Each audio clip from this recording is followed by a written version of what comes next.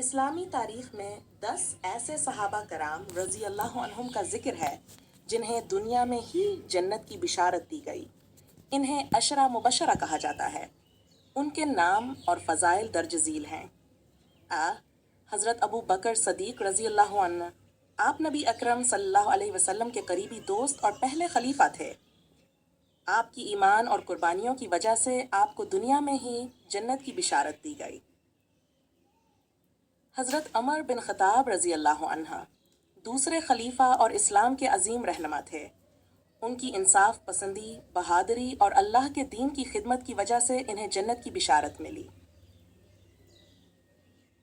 حضرت عثمان بن عفان رضی اللہ عنہ تیسرے خلیفہ، جو اپنی سخاوت اور حیا کی وجہ سے معروف ہیں، انہوں نے دین اسلام کی بڑی خدمات سر انجام دیں۔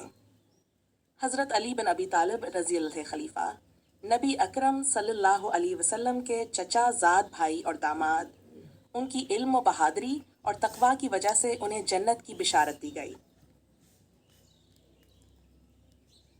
حضرت طلحہ بن عبید اللہ رضی اللہ عنہ جنگ احد میں آپ نے نبی اکرم صلی اللہ علیہ وسلم کی حفاظت کرتے ہوئے عظیم قربانی دی۔ آپ کی بہادری اور خدمت کی بنا پر آپ کو جنت کی خوشخبری دی گئی۔ حضرت زبیر بن عوام رضی اللہ عنہ نبی صلی اللہ علیہ وسلم کے قریبی رشتہ دار اور مخلص صحابی تھے۔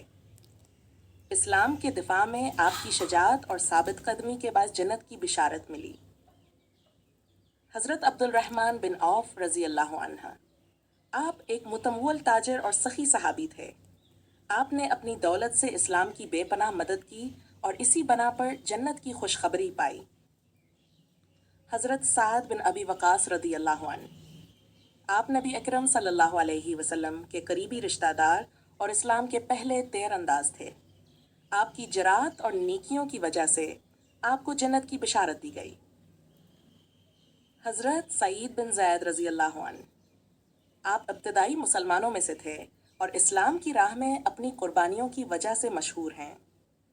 نبی اکرم صلی اللہ علیہ وسلم نے انہیں جنت کی بشارت دی۔ حضرت ابو عبیدہ بن جراح رضی اللہ عنہ، آپ کو ایمت کے امین کا لقب ملا۔ ان کی وفاداری اور دین کے لیے خدمات کی بدولت